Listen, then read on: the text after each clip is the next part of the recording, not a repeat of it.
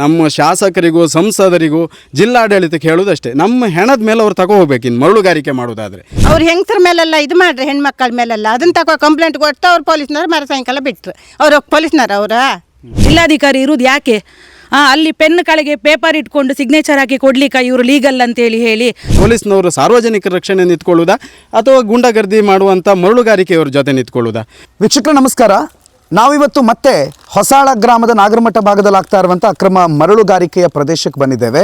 ಮೊನ್ನೆ ಇಲ್ಲೇ ನಿಂತು ಒಂದಿಷ್ಟು ಜನರ ಅಳಲನ್ನು ಕೇಳಿಸ್ಕೊಂಡ್ವಿ, ಅಲ್ಲಿನ ಸಮಸ್ಯೆಗಳನ್ನು ನಿಮ್ಮ ಮುಂದೆ ಇಟ್ವಿ. ಇವತ್ತು ಮತ್ತೆ ಇಲ್ಲಿ ಬರೋದಕ್ಕೆ ಕಾರಣ ಏನು ಅಂತಂದರೆ, ಇವತ್ತು ರಿಸರ್ವ್ ಪೊಲೀಸ್ ಅಂದರೆ ಇಡೀ ಪೊಲೀಸ್ ಪಡೆ ಹೊಸಾಳ ಗ್ರಾಮದ ನಾಗರಮಠದಲ್ಲಿ ಇವತ್ತು ಮೊಕ್ಕಾಂ ಹೂಡಿದ್ದಾರೆ. 4-5 ವಾಹನಗಳಲ್ಲಿ ಬಂದಿದ್ದಾರೆ. ಎಲ್ಲಿ ನೋಡಿದ್ರು ಪೊಲೀಸರೇ ಕಾಣ್ತಿದ್ದಾರೆ. ಅಂಗಡಿಗೆ ಹೋದ್ರು ಪೊಲೀಸರೇ, ರಸ್ತೆ ಮೇಲೆ ಹೋದ್ರು ಪೊಲೀಸರೇ. ಯಾಕಪ್ಪ ಇಷ್ಟು ಜನ ಪೊಲೀಸರು ಅಂತ ನೋಡಿದ್ರೆ, ಇಲ್ಲಿ ನಡೀತಾ ಇರುವಂಥ ಅಕ್ರಮ ಮರಳುಗಾರಿಕೆಯಲ್ಲಿ ನಾವು ಆಗಲೇ ಹೇಳಿದಾಗೆ ಜಿಲ್ಲಾಡಳಿತ ಶಾಮೀಲಾಗಿದೆ, ಅಧಿಕಾರಿಗಳು ಶಾಮೀಲಾಗಿದೆ ಅನ್ನುವ ನಮ್ಮ ಅನುಮಾನಕ್ಕೆ ಪುಷ್ಟಿ ಬಂದಿದೆ. ಇಡೀ ಪೊಲೀಸ್ ಪಡೆಯನ್ನು ನಿಲ್ಲಿಸಿಕೊಂಡು ಅಕ್ರಮವಾದ ಮರಳುಗಾರಿಕೆಯನ್ನು ಮತ್ತೆ ಮುಂದುವರಿಸಿದ್ದಾರೆ ಅನ್ನುವ ಆರೋಪದ ಹಿನ್ನೆಲೆಯಲ್ಲಿ ಮತ್ತೆ ಗ್ರಾಮಸ್ಥರೆಲ್ಲ ಒಂದಾಗಿದ್ದಾರೆ. ನಿನ್ನೆ ಇದನ್ನು ವಿರೋಧಿಸುವ ಸಂದರ್ಭದಲ್ಲಿ ಅವರ ಮೇಲೆ ವಾಹನವನ್ನು ತೆಗೆದುಕೊಂಡು ಹೋಗೋ ಪ್ರಯತ್ನವನ್ನು ಮಾಡಿದ್ರು, ಅವರ ಮೇಲೆ ಹಲ್ಲೆ ಮಾಡೋ ಪ್ರಯತ್ನವನ್ನು ಮಾಡಿದ್ರು. ಯಾವುದೇ ಪೊಲೀಸರು ಕೇಳಿದ್ರು ನಾವು ಅವ್ರಿಗೆ ಕೇಳಿ FIR ಮಾಡಬೇಕು, ಇವ್ರಿಗೆ ಕೇಳಿ FIR ಮಾಡಬೇಕು ಅನ್ನುವಂಥ ಸಬೂಬಿನ ಉತ್ತರಗಳು ಕೇಳಿಸ್ತಾ ಇದೆ. ಹಾಗಾಗಿ ಇಲ್ಲಿ ನಡೀತಾ ಇರುವ ಅಕ್ರಮ ಮರಳುಗಾರಿಕೆ ಮತ್ತೆ ಮುಂದುವರಿತಾ ಇದೆ ಅನ್ನುವ ಆರೋಪದ ಹಿನ್ನೆಲೆಯಲ್ಲಿ ಮತ್ತೆ ನಾವು ನಾಗರಮಠಕ್ಕೆ ಬಂದಿದ್ದೀವಿ. ನಾಗರಮಠದ ಗ್ರಾಮಸ್ಥರು ನಮ್ಮ ಜೊತೆಗಿದ್ದಾರೆ, ಅವ್ರನ್ನೇ ಮಾತಾಡಿಸ್ತಾ ಹೋಗ್ತೀನಿ. ಅಮ್ಮ ನಮಸ್ಕಾರ, ಬನ್ನಿ. ನಮ್ಗೆ ಈ ಹೊಂಗಿ ತೆಗೆದ್ರೆ ತುಂಬ ತೊಂದರೆ. ಮಳೆಗಾಲಕ್ಕೆ ದನ ಎಲ್ಲ ಕೊಟ್ಟುದು, ನೀರು ಇದೆಲ್ಲ ಬದುತ್ತಾ ಎಲ್ಲದರಲ್ಲೂ ತೊಂದರೆ. ಮತ್ತು ನಮ್ಗೆ ಎಂತ ಮಾಡ್ಲಿಕ್ಕೂ ಆತಿಲ್ಲ. ಈಗ ನೀರು ಕುಡಿಯೋಕೆ ಆತಿಲ್ಲ. ಇವರಿಗೆ ಇಷ್ಟು ನೀರು ತುಂಬಿಸಿರಲ್ಲ, ಬಾಮಿ ನೀರೆಲ್ಲ ಉಪ್ಪಾಯಿತು. ತುಂಬ ತೊಂದರೆ ಆಯ್ತು ನಮಗೆ. ಮತ್ತು ಹಾಪಕ್ಕೆಲ್ಲ ಗಾಡಿ ಗೀಡಿ ಎಲ್ಲ ಎಂಥದ್ದು ಹಾಪು ಬಿಡುವುದಿಲ್ಲ ಅವರು. ಇಷ್ಟು ಜನ ಎಷ್ಟು ದಿನದಿಚ್ಚಿ ನಾವು ಓಡಾಡುವುದು, ದಿನ ಇದೇ ಮಾಡುವುದ ಕೆಲಸ. ಇವ್ರು ಈ ಥರ ಇಷ್ಟು ಹೊಯ್ಯಲು ಟೆಂಪಲ್ ಹಾಯ್ಕೊಂಡು ದೋಣಿ ಹಾಯ್ಕೊಂಡು ಹೊಂಗಿ ತೆಗೆದ್ರೆ ನಾವು ಎಷ್ಟು ಸಲ ಅಂತಡುವುದು. ಮನೆಯವರಿಗೂ ಸ್ಟಾಪ್ ಇದ್ದಿತ್ತು, ನಿಲ್ಸಿದ್ರೆ ಶುರು ಮಾಡ್ರು ವಾಪಸ್ಗೆ ಪುನಃ ಇವತ್ತು ಬೆಳಿಗ್ಗೆನೆ ಮತ್ತೆ ಇದು ಮಾಡಿರಲ್ಲ, ನಿನ್ನೆ ಶುರು ಮಾಡಿರ. ನಿನ್ನೆ ಹೋಗಿ ಮತ್ತೆ ನಿಲ್ಸಿತ್ತು. ಅವ್ರ ಮೈ ಮೇಲೆಲ್ಲ ಗಾಡಿ ಹಾರಿಸಿರು. ಇನ್ನೆಂತ ಮಾಡೋದು ನಾವು? ಇವು ನಮ್ಮನ್ನು ಕೇಂಬರ ಇಲ್ಲ ಈ ಊರಲ್ಲಿ, ನಾಗರಮಠದಲ್ಲಿ ಕೇಳೋರೇ ಇಲ್ಲ. ಅವ್ರಿಗೆ ಹೊಂಗೆ ತೆಗಿಕಂಬಂಗಿದ್ರೆ ಈ ನಾಗರಮಠಕ್ಕೆ ಏನಾರು ಒಂದು ತಂದು ಹಾಕಿ ಗುಂಡೋ ತಂದು ಹಾಕಿ ಅವ್ರು ಹೊಂಗಿ ತಕ ಹೊಯ್ಲಿ, ಅಷ್ಟೇ ನಾವು ಹೇಳೋದು. ಮತ್ತು ನಮ್ಮ ಹತ್ರ ಇಷ್ಟು ಕೆಲಸ ಮಾಡ್ತವ್ರು ಏನು ನಮಗೆ ಬೆಲೆ ಕೊಟ್ಟರು? ಎಷ್ಟು ಸಲ DC ಆಫೀಸಿಗೆ ಹೋಯ್ತು ಜನ ಕರ್ಕೊಂಡು. ಜನ ಅಂದ್ರೆ ಊರಿನವ್ರು, ಇದೇ ನಾಗರಮಠದ ನೀರು ಕುಡುವರೇ ಇದ್ದದ್ದು ಅಲ್ಲ ಅಂಬ್ರ. ನೀವು ಊರಿನವರಲ್ಲ ಅಂಬ್ರ, ಊರಿನವ್ರು. ಈಗೆಲ್ಲ ನಿಮಗೆ ಬೇಕಾರೆ ನಮ್ಮ ಆಧಾರ್ ಕಾರ್ಡ್ ಇದೆಲ್ಲ ತಂದು ಇಲ್ಲೇ ಕೊಡ್ತೇವೆ ಬೇಕಾರೆ. ನಾವೆಲ್ಲ ರೆಡಿ ಮಾಡಿ ಇಟ್ಟಿತ್ತು. ಅಲ್ಲ ಅಂದೇಳಿಯೂ ಕಂಪ್ಲೇಂಟ್ ಮಾಡಿರು. ನಾವು ಇದೇ ಊರಿನವ್ರು. ಪೊಲೀಸರಿಗೆಲ್ಲ ಪೊಲೀಸ್ನವ್ರಿಗೆ ಹೇಳ್ರಿ ಕೇಂತಿಲ್ಲಲ್ಲ, ನಾವು ಕಂಪ್ಲೇಂಟ್ ಕೊಟ್ಟುವುದಕ್ಕಂತಿಲ್ಲ. ಅವ್ರು ಹೆಂಗಸರ ಮೇಲೆಲ್ಲ ಇದು ಮಾಡ್ರಿ, ಹೆಣ್ಮಕ್ಳ ಮೇಲೆಲ್ಲ ಅದನ್ನ ತಗೋ ಕಂಪ್ಲೇಂಟ್ ಕೊಟ್ಟು ಅವ್ರು ಪೊಲೀಸ್ನವ್ರು ಮರ ಸಾಯಂಕಾಲ ಬಿಟ್ರು. ಅವ್ರು ಪೊಲೀಸ್ನವ್ರು ಅವ್ರಿಗೆ ಮಾತ್ರ ಪೊಲೀಸ್ನವ್ರು ಬರ್ತಾರೆ. ಈ ಮಕ್ಕಳನ್ನ ಹಿಂದೆ ಹಾಕೊಂಡು ಕಂಪ್ಲೇಂಟ್ ಕೊಡ್ತಾ ನಾವು ಮುಂದೆ ನಿಂತ್ರೆ ಹಿಂದಿಂದ ಈ ಮಕ್ಕಳಿಗೆ ಕಂಪ್ಲೇಂಟ್. ದಿನ 10 ಜನ 5 ಜನ 10 ಜನ ಅವ್ರಿಗೆ 10, ನಮ್ಮ ಮೇಲೆ ಕಂಪ್ಲೇಂಟ್ ಇಲ್ಲ. ನಿನ್ನೆ ಅಷ್ಟು ಗಾಡಿ ಎಲ್ಲ ಹಾರಿಸ್ರಲ್ಲ ಅವ್ರು. ನಾವು ಆಚೆ ಸೈಡ್ ಗಾಡಿ ಅಡ್ಡ ಹಾಕೋತೀವಿ, ಅವ್ರು ಈಚೆ ಸೈಡ್ ಗಾಡಿ ಬಿಟ್ಟು ಅಡ್ಡ ಹಾಕರಲ್ಲ. ಗಂಡಸರ ಹಿಂದೆ ನಿಂತು ಗಂಡಸರನ್ನ ಮತ್ತು ಗಂಡಸರೇ ಇದು ಮಾಡಿರೋನ್ ಕಂಪ್ಲೇಂಟ್ ಮಾಡ್ತಾರೆ ಅವರು. ಅದಕ್ಕೆ ಅವ್ರಿಗೆ ಹೊಂಗೆ ತೆಗಿಕಂಬಂಗಿದ್ರೆ ಇಡೀ ನಾಗರಮಠಕ್ಕೆ ಒಂದೇನಾರು ತಂದು ಹಾಕು ಕೇಳಿ. ಅಂದ್ರೆ ನಾವು ಈ ಊರು ಜನ ಇಷ್ಟು ಜನ ಇದೆ ಮೋರಿನವ್ರು ಇದೇ ಬಾಂಬ್ ಹಾಕಿ ಅಂತ ಬಾಂಬ್ ಹಾಕಿ ಇಚ್ಚಿಡ್ದು ಅದನ್ನ ತಗೊಂಡಿದೆ ಊರಿಗೆ ಇಡು ಕೇಳಿ. ಇಲ್ಲಿ ನಾಗರಮಠದ ತಂದು ಇಡು ಕೇಳಿ, ಹೊಂಗಿ ತಕ ಹಾಪು ಕೇಳಿ. ಮತ್ತು ನಮಗಿನ್ನು ಓಡಾಡೋಕೆ ಹತ್ತಿಲ್ಲ. ನಾವು ಎಷ್ಟೊಂದು ತಡಿಲಕ್ಕ, ನಮ್ಮ ಮಕ್ಕಳನ್ನ ಎಷ್ಟೊಂದು ಕಾಯ್ಲಕ್ಕ. ನಮ್ಮ ಮಕ್ಕಳಿನ್ನು ಶಾಲೆಗೂ ಹೋಯ್ಕರಿಲ್ಲ. ಈಗ ಇದೇ ಹೊಳಿ ಹೋಗಿ ಇದನ್ನು ಕಾವುದಾಯ್ತಲ್ಲ. ಇನ್ನು ನಮ್ಮ ಮಕ್ಕಳು ಶಾಲೆಗೆ ಹೋಗ್ಪತಿ ಕಾಯ್ಕ್ ಸಣ್ಣ ಮಕ್ಕಳು ಹೋತು. ಅಲ್ಲಿ ಬಸ್ ಹೋಗೋಕೆ ದಾರಿ ಇತ್ತ ಕಂಡ್ರೆ ಇವ್ರು ಹೊಂಗಿ ಲೋಡ್ ಹೋಗೋ ಪತ್ತಿಗೆ ಈ ಮಕ್ಕಳನ್ನೂ ಕಾಯ್ಕಿ. ಆ ಸಣ್ಣ ಮಕ್ಕಳನ್ನ ರಿಕ್ಷೆಗೆ ತುಂಬಿ ಕಳ್ಸತ್ತು. ಬಸ್ ಬದತ್ನಕ್ಕ ಇದಕ್ಕೆಲ್ಲ ಯಾರು ಕಾವರ? ಇವ್ರು ಬತ್ರ ಈ ಹೊಂಗಿ ತಕೋದಾರ ಬತ್ರ. ಅದು ಎಂಥರಾಗಲಿ ಬೇಡ. ಅವ್ರಿಗೆ ಇಷ್ಟ ಎಲ್ಲ ಮಾಡ್ಕೊಂಬಂಗಿದ್ರೆ ದೊಡ್ಡ ಬಾಂಬ್ ತಂದು ಇಲ್ಲಿ ಹಾಕು ಕೇಳಿ, ನಾಗರಮಠದ ಜಾಗಕ್ಕೆ ಹಾಕು ಕೇಳಿ. ಅವ್ರು ಹೊಂಗಿ ತುಂಬ್ಕೊ ಹೊಯ್ಲಿ, ಇಷ್ಟೇ ಕೇಳ್ಬೋದು ನಾವು. ಅಂದರೆ ನಮ್ಮ ಹೆಣದ ಮೇಲೆ ಇವರು ಮರಳನ್ನು ತಗೊಂಡೋಗ್ಲಿ. ನಮ್ಮ ಜೀವನವನ್ನು ಆಲ್ಮೋಸ್ಟ್ ನಾಶ ಮಾಡಿದ್ದಾರೆ. ಅಧಿಕಾರಿಗಳು ನಮ್ಮ ಜೊತೆಗಿಲ್ಲ, ಪೊಲೀಸರಂತೂ ನಮ್ಮ ಮಾತು ಕೇಳೋದಿಲ್ಲ. ಸಿನಿಮಾದಲ್ಲಿ ನೋಡಿರ್ತೀವಿ ನಾವು, ಸಾಮಾನ್ಯವಾಗಿ ಒಬ್ಬ ಜನಸಾಮಾನ್ಯ ಕಂಪ್ಲೇಂಟ್ ಕೊಡ್ತಾನೆ, ಆಮೇಲೆ ಆ ಕಂಪ್ಲೇಂಟ್ ಕೊಟ್ಟವರು ಯಾರ ವಿರುದ್ಧ ಕೊಟ್ಟಿರ್ತಾರೋ ಅವರು ಪೊಲೀಸರು ಒಟ್ಟಿಗೆ ಕೂತ್ಕೊಂಡು ಕಾಫಿ ಕುಡಿಯೋದನ್ನು ನಾವು ಸಿನಿಮಾದಲ್ಲಿ ನೋಡಿದ್ದೀವಿ. ಆದರೆ ಇವತ್ತು ನಿಜ ಜೀವನದಲ್ಲಿ ಉಡುಪಿ ಜಿಲ್ಲೆಯಲ್ಲಿ, ಅಂದರೆ ಇಡೀ ದೇಶಕ್ಕೆ ನಂಬರ್ 1 ರಿಸಲ್ಟ್ ಕೊಡುವ, ಇಡೀ ರಾಜ್ಯದಲ್ಲಿ ಅತ್ಯಧಿಕ SLC ಮಾರ್ಕ್ಸನ್ನು ಪಡೆಯುವಂಥ ಅತ್ಯಂತ ವಿದ್ಯಾವಂತರು ಬುದ್ಧಿವಂತರನ್ನು ಹೊಂದಿರುವಂಥ ಉಡುಪಿ ಜಿಲ್ಲೆಯಲ್ಲೂ ಇವತ್ತು ಈ ಪರಿಸ್ಥಿತಿ ಬಂದು ಒದಗಿದೆ ಅಂತಂದರೆ ಇದಕ್ಕೆ ಕಾರಣ ಯಾರು ಅಂತ ಗ್ರಾಮಸ್ಥರು ಕ್ವಶನ್ ಮಾಡ್ತಿದ್ದಾರೆ. ಇಲ್ಲಿನ ಶಾಲೆಗೆ ಮಕ್ಕಳನ್ನು ಕಳಿಸೋದಕ್ಕೆ ಭಯ ಆಗುತ್ತೆ. ಇಲ್ಲಿನ ಕೃಷಿ ಭೂಮಿಗಳಿಗಾಗಲೇ ನದಿ ಪಾಲಾಗಿದೆ. ಇಲ್ಲೊಂದು ಮರಳು ದಿಬ್ಬ ತೆರವು ಮಾಡಬೇಕು ಅಂತ ಪರ್ಮಿಷನ್ ತೊಗೊಂಡಿದ್ದಾರೆ. ಕಳೆದ ಒಂದಿಷ್ಟು ದಿನಗಳಿಂದ ಮರಳುಗಾರಿಕೆ ನಡೀತಿದೆ. ಆದರೆ ಆ ದಿಬ್ಬ ಮಾತ್ರ ಇನ್ನೂ ಏನೂ ಹೋಗಿಲ್ಲ. ಅಲ್ಲಿ ಆ ದಿಬ್ಬ ಇದ್ದಾಗೇ ಇದೆ.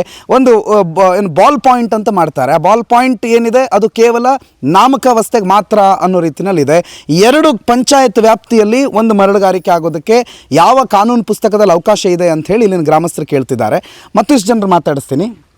ಇದು ಲೈಸೆನ್ಸ್ ಹೋಲ್ಡರ್ ಹೆಸರು ಕುಶ ಆಚಾರಿ ಅಂತ. ಆದರೆ ಇದು ನಾವು ಹೋರಾಟಕ್ಕೆ ಹೋದಾಗಲೆಲ್ಲ ಇದನ್ನು ತಡಿಲಿಕ್ಕೆ ಸಂಬಂಧ ಇಲ್ಲದವರು, ಯಾರು ಹೊಯ್ಗೆಯಲ್ಲಿ ಸಂಬಂಧ ಇಲ್ಲ ನೋಡಿ, ಅವರು ಬಂದು ಇಲ್ಲಿ ಅಡ್ಡ ನಿಲ್ತಾರೆ. ಹಾಗೆ ನಮ್ಮನ್ನೀಗ ಕೋಟ ಸ್ಟೇಷನ್, ಬ್ರಹ್ಮವರ ಸ್ಟೇಷನ್, ಎರಡೂ ಸ್ಟೇಷನಿಂದ SIಗಳು ಬಂದು ನಮ್ಮ ಮೇಲೆ ಈಗ ನಮ್ಮನ್ನು ಮುಟ್ಟಿ ದೂಡಿ ಎಲ್ಲ ಸಹ ಮಾಡ್ತಾರೆ. ಅವರಿಗೆ ಹಾಗಾದರೆ ಯಾವುದು ಸಹ ಇಲ್ವಾ, ಒಂದು ಕಾನೂನು ಕ್ರಮ ಅಂತೇಳಿ ಇಲ್ವಾ? ಇಷ್ಟು ಸಲ ನಾವು ಡಿಸೆಂಬರಿಂದ ಊರೇ ಅಂದರೆ ಒಂದು 100-150 ಜನ ನಾವು DC ಆಫೀಸಿಗೆ ಹೋಗಿ ಲೆಟರ್ ಕೊಟ್ವಿ. ಹಾಗಾದರೆ ಜಿಲ್ಲಾಧಿಕಾರಿ ಇರುವುದು ಯಾಕೆ? ಅಲ್ಲಿ ಪೆನ್ ಕೆಳಗೆ ಪೇಪರ್ ಇಟ್ಕೊಂಡು ಸಿಗ್ನೇಚರ್ ಹಾಕಿ ಕೊಡ್ಲಿಕ್ಕೆ ಇವರು ಲೀಗಲ್ ಅಂತೇಳಿ ಹೇಳಿ, ಹಾಗಾದರೆ ಜನರಿಗೆ ಇಷ್ಟು ಸಮಸ್ಯೆ ಇದೆ ಅಂತೇಳಿ ಹೇಳುವಾಗ ಒಂದು ಸಲ ಬಂದು ಸ್ಥಳ ಪರಿಶೀಲನೆ ಮಾಡಲಿ. ಅವರು ಯಾಕೆ ಬರುವುದಿಲ್ಲ ನಮ್ಮ ಊರಿಗೆ? ನಾವು ನಿನ್ನೆ ಕೂಡ ಹೋದ್ವಿ, ನಾವು ಮಾತಾಡಿದ್ವಿ. ಜಿಲ್ಲಾಧಿಕಾರಿ ಒಂದೇ ಒಂದು ಮಾತಾಡಲಿಲ್ಲ. ಯಾರೋ ಒಂದು 4 ಜನ ಊರಿನವ್ರು ಬಂದು ಹೊಯ್ಗೆ ತೆಗೀರಿ ಅಂತೇಳಿದ್ರಂತೆ. ಹಾಗಾದರೆ ಆ ಊರಿನವ್ರು ಯಾರು? ಹಾಗಾದರೆ ನಾವೆಲ್ಲ ಹೊರಗಿನವ್ರು ಅಂತ ಹೇಳಿ ಬಂದಾಗಿದೆ. ಅವ್ರು ಬಂದು ನೋಡಲಿ. ನಾವು ಇಷ್ಟು ಜನ ಇಷ್ಟು ಟೈಮಿಂದ ನಾವು ಹೋರಾಟ ಮಾಡ್ತಿದ್ವಲ್ಲ, ಇಲ್ಲಿ ಯಾರಾದರೂ ನಮ್ಮ ಉಡುಪಿ ಜಿಲ್ಲೆಯಿಂದ ಹೊರಗಿನವರಾಗಿದ್ದರೆ ಅವ್ರು ಏನು ಶಿಕ್ಷೆ ಕೊಡ್ತಾರೆ ಅದನ್ನು ನಾವು ತಗೊಳ್ಳಿಕ್ಕೆ ರೆಡಿ ಇದ್ವಿ. ಇಷ್ಟೆಲ್ಲ ಈಗ ನಮ್ಮ ಎರಡೂ ಸೈಡ್, ಹೊಳೆದು ಎರಡೂ ಸೈಡ್ ತೋಟ ಇದೆ, ಕೃಷಿ ಭೂಮಿ ಇದೆ. ಇದನ್ನೆಲ್ಲ ಹಾಳು ಮಾಡ್ಕೊಂಡು ಅವ್ರು ಹೊಯ್ಗೆ ತೆಗೆದು ಯಾಕೆ ಅವರು ಯಾರನ್ನು ಉದ್ಧಾರ ಮಾಡಲಿಕ್ಕೆ? ಇವ್ರು ಹಣ ಮಾಡ್ಕೊಳ್ಳಿಕ್ಕೆ ಎಲ್ಲೇ ಇದ್ದವರು ಈ ನಮ್ಮ ಊರು ಬೇಕಾ ಅವರಿಗೆ? ಯಾಕೆ ಬೇರೆ ಊರಲ್ಲಿ ಹೋಗಲಿ ಅಲ್ಲ? ಈ ದಿಬ್ಬ ತೆರವುಗೊಳಿಸ್ಲಿಕ್ಕೆ ಬರ್ತಾರೆ ಹೇಳ್ತಾರೆ. ದಿಬ್ಬ ಯಾಕೆ ತೆರವುಗೊಳಿಸ್ಬೇಕು? ಪಂಚಾಯತಿಯಲ್ಲಿ ಬಂದು ಏನಾದರೂ ಒಂದು ಮಾಡ್ಕೊಂಡು ದಿಬ್ಬ ತೆರವುಗೊಳಿಸ್ಲಿ. ಅದೇ ದಿಬ್ಬ ಈ ಊರಿನವರಿಗೆ ಸ್ಮಶಾನ ಆಗಿದೆ. ಇವರು ಒಂದು ಊರಲ್ಲಿ ಒಂದು ಪಂಚಾಯತಿ ಲೆಕ್ಕದಲ್ಲಿ ಒಂದು ಸ್ಮಶಾನ ಆಗಲಿ ಯಾವುದಾದ್ರೂ ಮಾಡಿಕೊಡ್ಲಿಲ್ಲ. ಹಾಗಾದ್ರೆ ನಮ್ಗೆ ಯಾರಿದ್ದಾರೆ? ನಮ್ಮ ಪಂಚಾಯತಿಯವರು ಯಾರೂ ಸಹ ಇಲ್ಲ, ಅಧ್ಯಕ್ಷರಾಗಲಿ ಯಾರೂ ಇಲ್ಲ. ನಾವು ಹೋಗಿ ಜಿಲ್ಲಾಧಿಕಾರಿ ಹತ್ರ ಸ್ಟೇಷನಲ್ಲಿ ಕೊಟ್ಟರೆ ಕೇಸ್ ತಗೊಳ್ಳೋದಿಲ್ಲ. ಜಿಲ್ಲಾಧಿಕಾರಿ ಹತ್ರ ಹೋದರೂ ಅಲ್ಲೂ ಸಹ ನಮ್ಮ ಒಂದು ಇದಕ್ಕೆ ನ್ಯಾಯ ಇಲ್ಲ ಅಂತ ಹೇಳಿದ್ರೆ ನಾವು ನ್ಯಾಯ ಯಾರ ಹತ್ರ ಕೇಳೋದು? ಹಾಗಾದರೆ ನಾವಿನ್ನೆಂತ ಸಹ ಇಲ್ಲ, ಹೋಗಿ ಅಲ್ಲೇ ಕೂತ್ಕೊಳ್ಳೋದು. ಎಂತ ಬೇಕಾದರೂ ಆಗಲಿ, ಊರಿನವರೆಲ್ಲ ಒಗ್ಗಟ್ಟಿದ್ದೇವೆ, ಏನಾಗೋದಾದರೂ ಆಗಲಿ. ವೀಕ್ಷಕರು, ಇನ್ನೊಂದು ಕುಚೋದ್ಯ ಏನು ಅಂತ ಕೇಳಿದ್ರೆ, ಕೊಲೆ ಆಗುತ್ತೆ, ಸುಲಿಗೆ ಆಗುತ್ತೆ, ಊರಿಗೂರೇ ಸಮಸ್ಯೆಗಳಾಗುತ್ತೆ. ಊರಲ್ಲೇನೋ ಸಮಸ್ಯೆ ಆದಾಗ ಸಮಸ್ಯೆ ಆಗಿ ಮುಗಿದು ಹೋದ ಮೇಲೆ ಬಂದು ಬರೋ ಪೊಲೀಸರು ಇವತ್ತು ಈ ದಂಧೆಕೋರರ ಜೊತೆಗೆ ಹೇಗೆ ನಿಂತಿದ್ದಾರೆ ಅಂತಂದರೆ, ಕೋಟೆಗೆ ಕಾವಲು ನಿಂತಾಗ ನಿಂತಿದ್ದಾರೆ. ಪ್ರಜಾಪ್ರಭುತ್ವವ ರಾಜಪ್ರಭುತ್ವವ ಅನ್ನೋ ಪ್ರಶ್ನೆ ಬಂದಿದೆ. ಇಲ್ಲಿ ಯಾರೋ ಒಬ್ಬರು ರಾಜ ಇರಬೇಕು, ಆ ರಾಜ ಬಂದೇನೋ ನಿಮ್ಮ ಇಡೀ ಪಡೆಯನ್ನೆಲ್ಲ ಸುತ್ತಮುತ್ತ ನಿಲ್ಲಿ ಅಂತ ಹೇಳಬೇಕು, ಶತ್ರುಗಳ ಒಳಗಡೆ ಬರ್ತಾರೆ ಅಂತ ಹೇಳಬೇಕು. ಆ ರೀತಿ ವ್ಯವಸ್ಥೆಗಳಿಲ್ಲಿದೆ.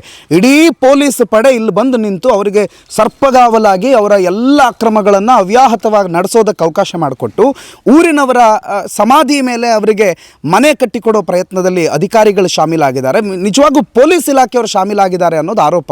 ನಮ್ಮ ಕೇಸ್ ಕೊಟ್ಟರೆ, ಕಂಪ್ಲೇಂಟ್ ಕೊಟ್ಟರೆ FIR ಆಗಲ್ಲ. ಆದರೆ ಅದೇ ಯಾರು ಅಕ್ರಮ ಮಾಡ್ತಿದ್ದಾರೆ, ದಂಧೆಕೋರರಿದ್ದಾರೆ, ಅವ್ರ ಜೊತೆಗೆ ಕೂತು ಮಧ್ಯಾಹ್ನ ಹೋಟ್ಲಲ್ಲಿ ಬಿರಿಯಾನಿ ತಿಂತಾರೆ, ಸಂಜೆ ಆದರೆ ಮತ್ತೆಲ್ಲೋ ಕೂತ್ಕೊಂಡು ಮತ್ತೇನೋ ಕುಡಿತಾರೆ ಅನ್ನುವಂಥ ಆರೋಪಗಳು ಕೇಳಿಬರ್ತಾ ಇದೆ. ಇನ್ನಷ್ಟು ಜನ ಇದ್ದಾರೆ. ನಮಸ್ಕಾರ, ನಿಮ್ಮ ಹೆಸರು? ನಮಸ್ತೆ ಸರ್, ನಾನು ಚಂದ್ರ ಅಂತ ಹೇಳಿ. ಈಗ ಮೊನ್ನೆ ನಿಲ್ಲಿಸಿದ್ರು, ಸ್ವಲ್ಪ ದಿನ ಏನು ನಡೀತಿರ್ಲಿಲ್ಲ, ನಾವು ಬಂದಿದ್ವಿ. ಈಗ ಮತ್ತೆ ನಡೀತಾ ಇದೆ ಅಂತ ಏನು ಪರ್ಮಿಷನ್ ಸಿಕ್ತು ಅಂತಾನ? ಏನು ಮಾಹಿತಿ ಏನಿದೆ ನಿಮಗೆ? ಸರ್, ಈಗ ಅವರು ಮರಳುಗಾರಿಕೆ ಮಾಡೋದಿದ್ರೆ ಇದು ಗೂಂಡಾಗರ್ದಿ ಮರಳುಗಾರಿಕೆ ಸರ್. ಇಲ್ಲಿ ಟೆಂಡರ್ ಓನರ್ ಬಂದುಬಿಟ್ಟು ಕುಶನಿಗೆ ಸಂಬಂಧ ಇಲ್ಲದೆ ಇರುವಂಥ ಎಲ್ಲರೂ ಬಂದು ಕುಶನಿಗೆ ಫೋನ್ ಮಾಡಿ ಕೇಳಿದ್ರೆ ನಾನಿಲ್ಲ, ಆ ಹೊತ್ತಲ್ಲಿ ನಾನು ಅಲ್ಲಿಲ್ಲ ಅಂತ ಹೇಳ್ತಾನೆ. ಆ ಹೊತ್ತಲ್ಲಿ ಇರಲಿಲ್ಲ. ಹಾಗಾದರೂ ಇವರು ಮರಳು ಯಾರ್ಡಿಂದ ತುಂಬುವಂಥದ್ದು, ಒಂದಿನ 4 ದೋಣಿನ ಕೆಳಗಡೆ ಕಳಿಸಿ ಮರಳುಗಾರಿಕೆ ಮಾಡುವಂಥದ್ದು. ಇದು ಸಂಪೂರ್ಣ ಗೂಂಡಾಗರ್ದಿ ಮರಳುಗಾರಿಕೆಗೆ ನಮ್ಮ ಪೊಲೀಸ್ ಇಲಾಖೆಯವರು ಬಂದು ಪೂರ್ತಿ ನಿಂತ್ಕೊಂಡಿದ್ದಾರೆ. ನೋಡಿ ನೀವು ಇವಾಗ ಎಷ್ಟು ಜನ ಬಂದಿದ್ದಾರೆ. ಹಾಗಾದರೆ ಸಾರ್ವಜನಿಕರ ಬೇಡಿಕೆ ಇಟ್ಟಿರೋದೇನು? ನಮಗೆ ಬೇಕಾಗಿರುವಂಥ ಕೃಷಿ ಭೂಮಿ ರಕ್ಷಣೆ, ಇದನ್ನು ಕೇಳುವ ಹಕ್ಕಿಲ್ವಾ? ಜಿಲ್ಲಾಧಿಕಾರಿಗಳು ಕೇಳಿದ್ರೆ ಅಂದರೆ ಜಿಲ್ಲಾಡಳಿತದ ಪರ್ಮಿಷನ್ ಇದೆ ಅಂತೇಳಿ ಮರಳುಗಾರಿಕೆ ಮಾಡ್ತಾರೆ. ಮರಳು ದಿಬ್ಬ ತೆರವು ಮಾಡೋದ್ರಿಂದ ಏನು ತೊಂದರೆ ಆಗುತ್ತಂತ ಅವ್ರು ನೋಡಬೇಕಲ್ವಾ? ಈ ಗೂಂಡಾಗರ್ದಿ ಮರಳುಗಾರಿಕೆ ಅವರು ಅಲ್ಲಿ ಕೂತ್ಕೊಂಡು ಪೊಲೀಸ್ನವರು ಸಾರ್ವಜನಿಕರ ರಕ್ಷಣೆ ನಿಂತ್ಕೊಳ್ಳುವುದಾ ಅಥವಾ ಗೂಂಡಾಗರ್ದಿ ಮಾಡುವಂಥ ಮರಳುಗಾರಿಕೆಯವ್ರ ಜೊತೆ ನಿಂತ್ಕೊಳ್ಳುವುದಾ? ಹಾಗಾದರೆ ಜಿಲ್ಲಾಡಳಿತ ಇದನ್ನೆಲ್ಲ ಗಮನಿಸಿದೆ ಅವ್ರಿಗೆ ರಕ್ಷಣೆ ಕೊಟ್ಟಿರೋದು ಯಾಕೆ? ನಾವೇನಾದರೂ ಇಲ್ಲಿ ಪಾಲುದಾರಿಕೆ ಕೂತ್ಕೊಂಡಿದ್ದೀವಾ? ನಮ್ಮೂರಿಗೆ ಏನು ಬೇಕಾಗಿದೆ? ಮೂಲಭೂತ ಸೌಕರ್ಯ ಎಲ್ಲಿಂದ ಸ್ಟಾರ್ಟ್ ಆಗುತ್ತೆ? ನಮಗೆ ಬೇಕಾಗಿರುವಂಥ ಕೃಷಿ ಭೂಮಿ ರಕ್ಷಣೆ ಕೊಡಲಿ. ಹಾಗಾದರೆ ಇಲ್ಲಿ ಮೀನುಗಾರರೇ ಇಲ್ಲ ಅಂತ ಹೇಳಿದ್ರು. ಮೊದಲಾಗಿ ಮೀನುಗಾರರು ಇಲ್ಲ ಅನ್ನೋದು ಅವರು ಸತ್ಯಾನ್ವೇಷಣೆ ಮಾಡ್ಕೊಂಡಿದ್ದಾರೆ. ಹಾಗಾದರೆ ಇಷ್ಟು ಜನ ಜಾತಿ ಒಂದು ಸರ್ಟಿಫಿಕೇಟ್ ತಗೊಳ್ಳಿ ನೀವು, ಮೂಲ ನಿವಾಸಿಗಳಿಲ್ಲಿದ್ದು ಅಂದರೆ ಸಾಂಪ್ರದಾಯಿಕ ಕುಟುಂಬ, ಸಾಂಪ್ರದಾಯಿಕದಲ್ಲಿ ಅನುಭವಸ್ಥ ಸಾಂಪ್ರದಾಯಿಕ ಕುಟುಂಬಕ್ಕೆ ಮರಳುಗಾರಿಕೆಗೆ ಅವಕಾಶ ಕೊಡಬೇಕಂತಿದೆ. ಹಾಗಾದರೆ ಇವರು ಯಾರಿಗೆ ಕೊಟ್ಟಿದ್ದಾರೆ? ಇಲ್ಲಿಗ ಮರಳುಗಾರಿಕೆ ಮಾಡಿರುವಂಥ ವ್ಯಕ್ತಿ ಕುಶಕುಮಾರ್ ಎಲ್ಲಿನವನು? ಅವನು ಕೊಟ್ಟಂಥ ಕಂಪ್ಲೇಂಟ್ ತಗೊಂಡು ನಮ್ಮ ಮೇಲೆ ಆ್ಯಕ್ಷನ್ ತಗೊಳ್ಳೋದಾದರೆ ನಾವಿನ್ನು ಎಲ್ಲಿ ಹೋಗಿ ಬದುಕುವುದು? ಇನ್ನೂ ಒಂದೇ ಇರೋದು, ನಮ್ಮ ಶಾಸಕರಿಗೂ ಸಂಸದರಿಗೂ ಜಿಲ್ಲಾಡಳಿತಕ್ಕೆ ಹೇಳೋದಷ್ಟೇ, ನಮ್ಮ ಹೆಣದ ಮೇಲೆ ಅವ್ರು ತಗೋಬೇಕು ಇನ್ನು ಮರಳುಗಾರಿಕೆ ಮಾಡೋದಾದರೆ. ಹಾಗಾದರೆ ಜಿಲ್ಲಾಡಳಿತಕ್ಕೆ ಒಂದು ಶಾಸಕರು ಹೇಳೋಕ್ಕಾಗೋದಿಲ್ಲ. ಇಲ್ಲ ನಮ್ಮೂರಂಗೆ ಆಗ್ತಾ ಇರುವಂಥ ಅನ್ಯಾಯನ ಅವ್ರು ಬಂದು ಖುದ್ದು ನೋಡಿದ್ದಾರೆ, ತೊಂದರೆ ಇದೆ ಅಂತ ಅವ್ರು ಹೇಳಿದ್ದಾರೆ. ಹಾಗಾದರೆ ಇನ್ನು ನಮ್ಮ ರಕ್ಷಣೆ ಎಲ್ಲಿ ಹೋಗಿ ಕೇಳೋದು? ಇಲಾಖೆ, ಪೊಲೀಸ್ ಇಲಾಖೆ ಅವ್ರು ಪೂರ ಆ ಕಡೆ ನಿಂತಿದ್ದಾರೆ, ಸ್ಟೇಷನ್ ಹೋಗಿ ಖಾಲಿ ನೋಡಿ ಬರೋದ ನಾವು? ನಮಗೊಂದು ರಕ್ಷಣೆ ಇಲ್ವೋ ಸರ್? ಹಾಗಾದರೆ ಇವ್ರು ಈ ಥರ ಮಾಡೋದ್ರಿಂದ ನಮ್ಗೆ ಏನು ತೊಂದರೆ ಅನ್ನೋದು DC ಅವ್ರು ಬರಲಿ ಅಂತ ಹೇಳಿದ್ದು ನಾವು.